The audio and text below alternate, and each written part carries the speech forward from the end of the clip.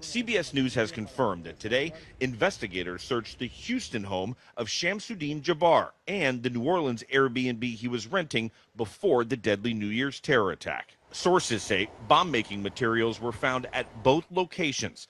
The U.S. Army veteran sped down Bourbon Street, ramming his truck into a crowd, killing at least 14 revelers, an attack authorities believe was inspired by ISIS.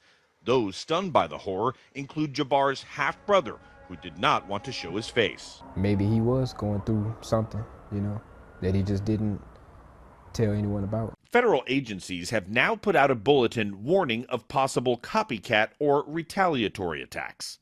And today, New Orleans officials launched an investigation on what went wrong with security.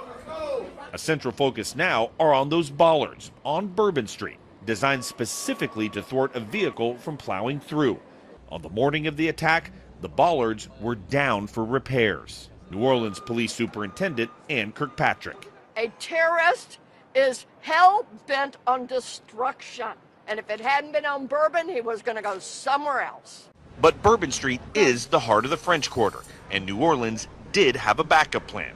These Archer barriers, also meant to stop a speeding vehicle from driving on the sidewalk.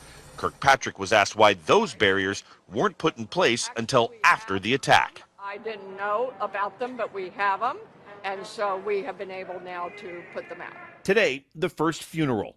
This for 18-year-old Kareem Badawi, who was a freshman at the University of Alabama. On the corner of Canal and Bourbon Street, there are 14 crosses and images honoring those who died.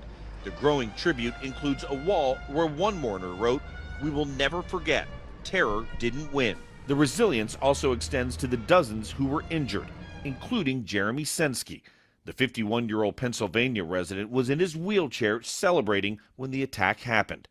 He kept yelling for help, but he wasn't the worst injured. He was 5 feet from the truck. He was watching the shootout from the ground. We're just so grateful he's alive. Family members tell me that Sensky's recovery will take a very long time, but there is some good news.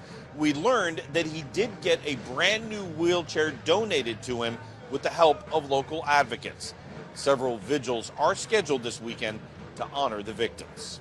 Omar Villafranca, CBS News, New Orleans.